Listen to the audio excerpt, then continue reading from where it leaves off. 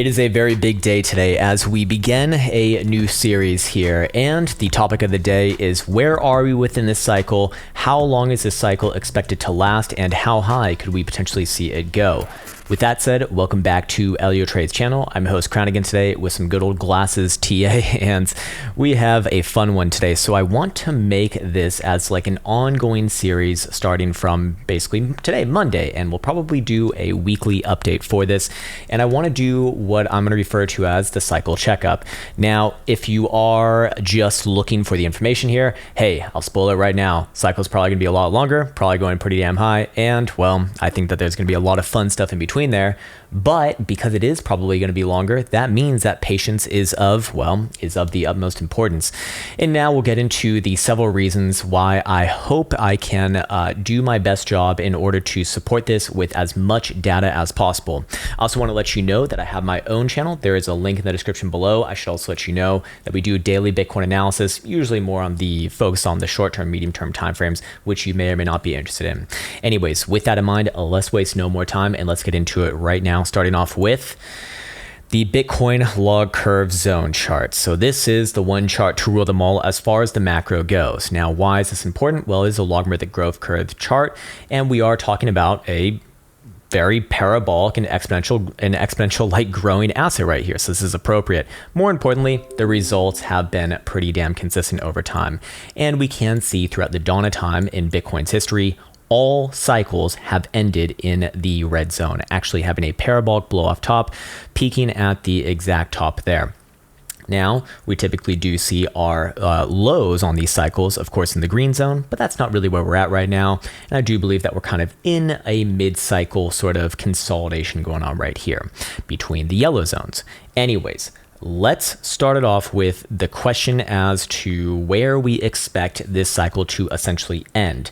And of course, like I said, this will be an ongoing series, probably going to do it every Monday as we get a new weekly at that time. And there will be some new information and we can kind of see where we're at.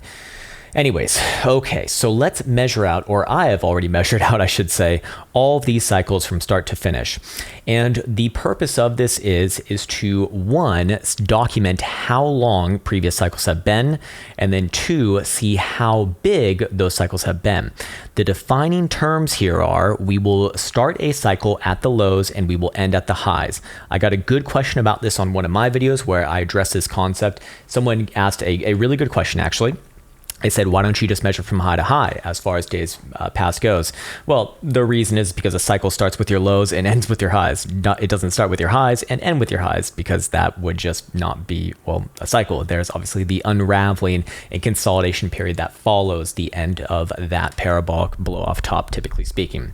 Okay, so let's start off with this first one way back on over here, starting on, and we're going to take the lowest weekly closing price and we'll end at the highest weekly closing price. And as you can see, I've already done it out. It was 322 days for a major gain of 37,750%. Yes, I did round there. That is not exact. And very small and minute shifts in that number, or sorry, in that actually changed quite a bit. But basically we can say about 40,000%, which is rather phenomenal. But of course, we do expect that this will go down over time simply because, well, we can't always have a 40,000% gainer, and also, you know, as the asset matures, likely moves slower, and that is fine. That is a sign of maturing market here. At least that has been my experience with maturing markets. Anyways, let's move on to this next one. So you have your parabolic blow off top, marked by the move into the red zone, blows off its top, comes all the way down. I had to make sure that my microphone's working and the video's recording. This is good.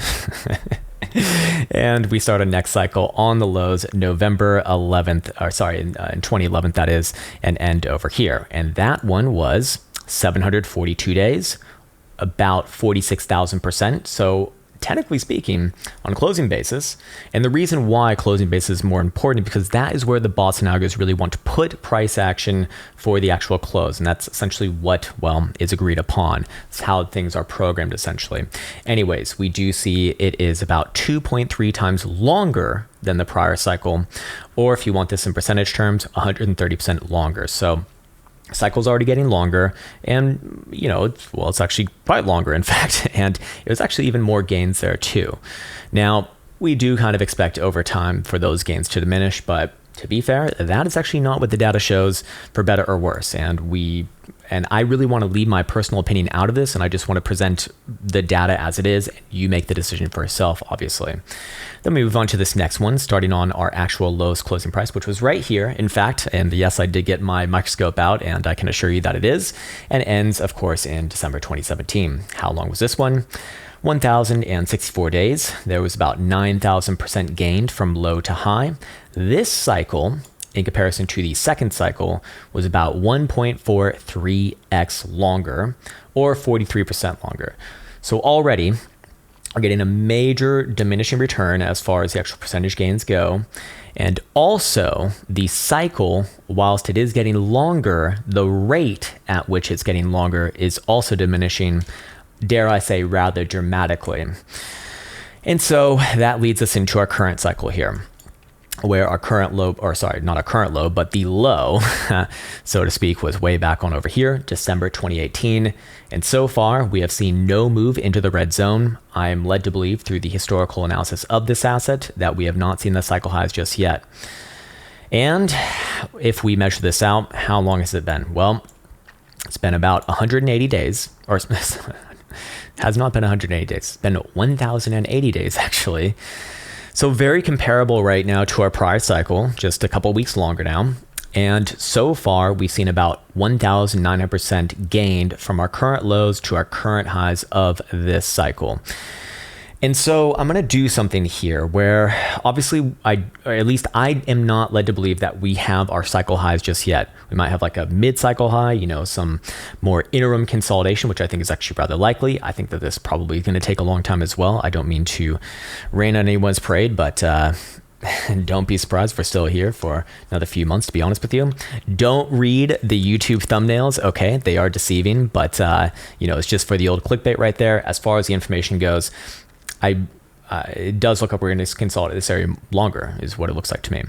Anyways, I'm going to postulate, and this is where I want to be very forthright with my assumptions so that you know where I'm jumping towards these conclusions from.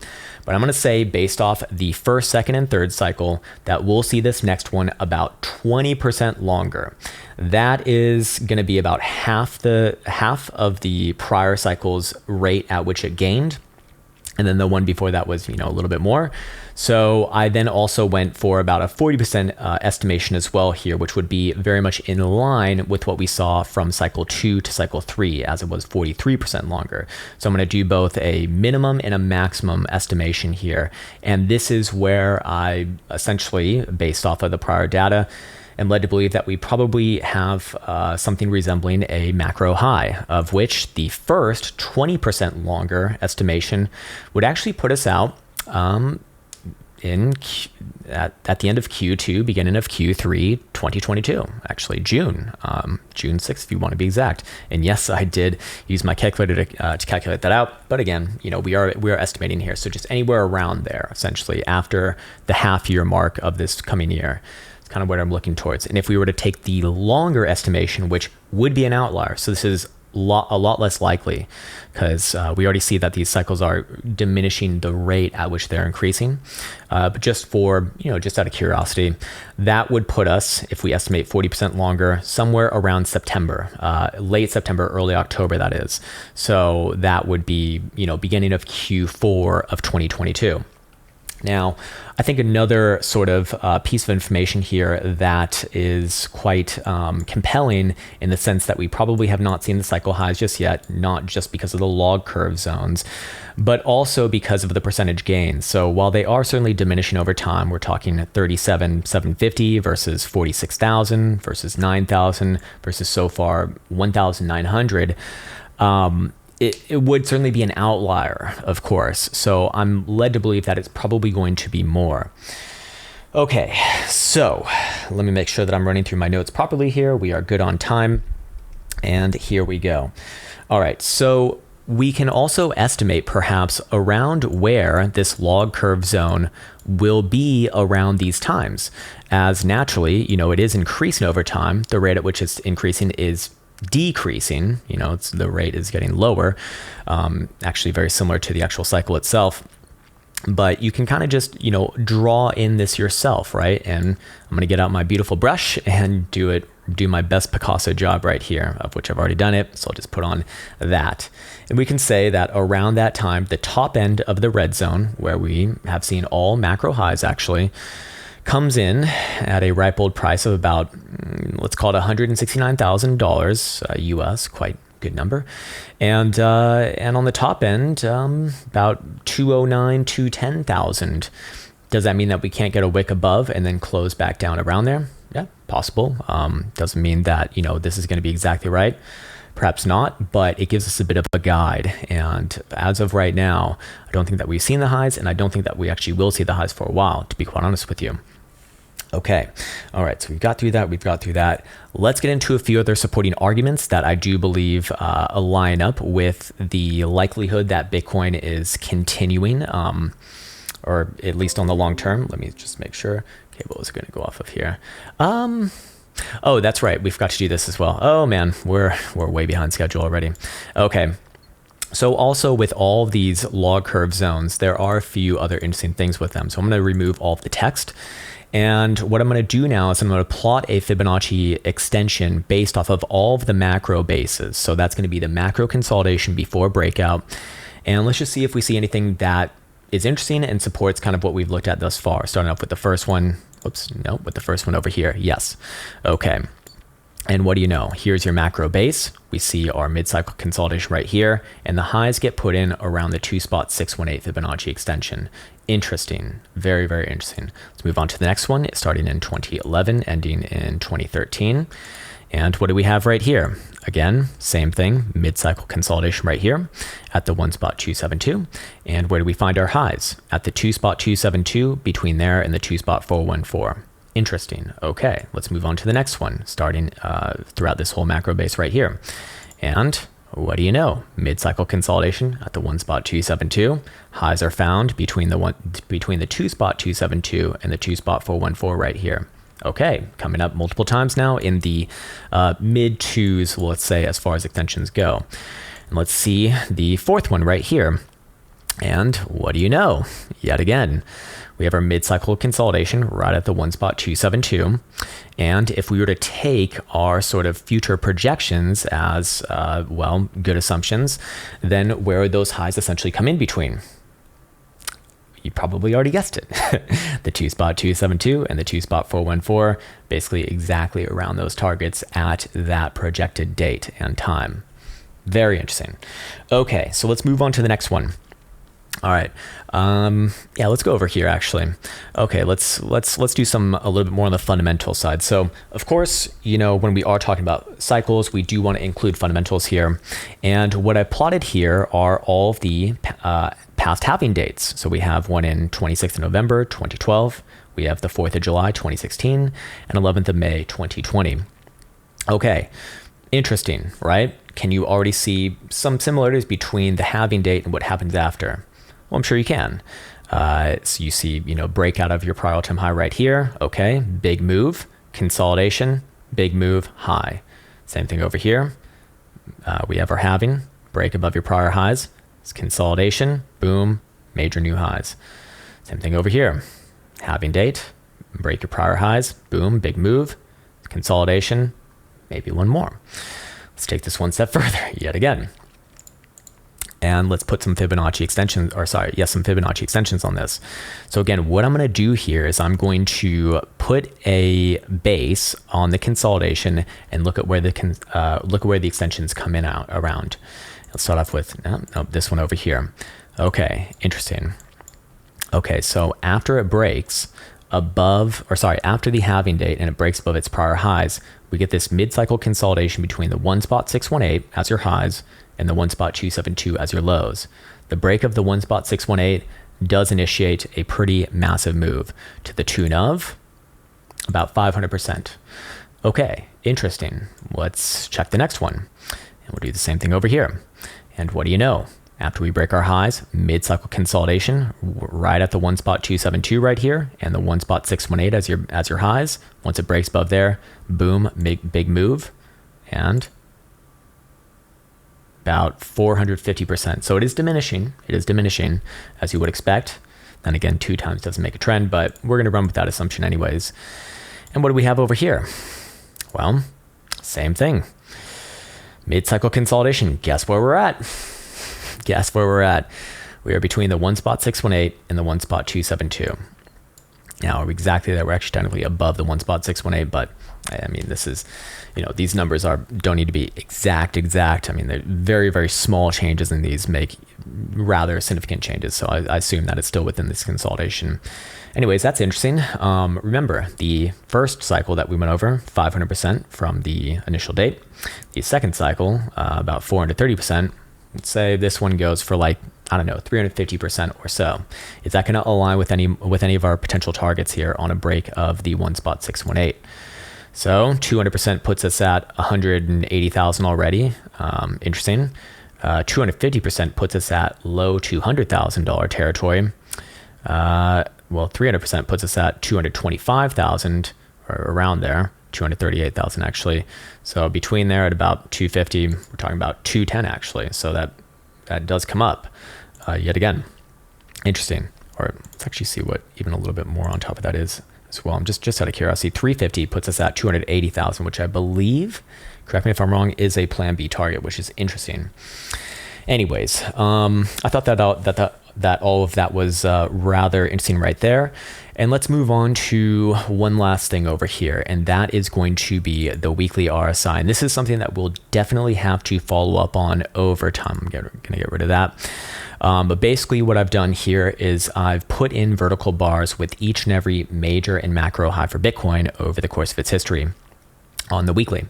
And as you'll see over here on our RSI pane, if I can bring it up, all of these at minimum get up to a 90 read, and at maximum get up to, well, I mean, technically a maximum is like 99 right there, which is insane. Look, I've almost never seen that on a weekly, like in traditional markets. So it very rarely happens. I don't think it's likely to happen again.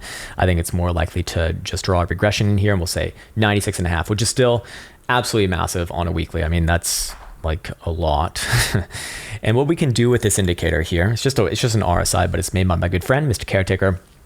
And that's his good old name right there. And what we're going to do is we are going to actually use this sort of backwards engineering component that he put on it that essentially allows you to input an RSI level, and then it'll spit out the price at which we need to see Bitcoin at in order to get to that RSI level. Now, again, this will change with each and every passing week. So I would not bet this is going to change. That's what I'm trying to say.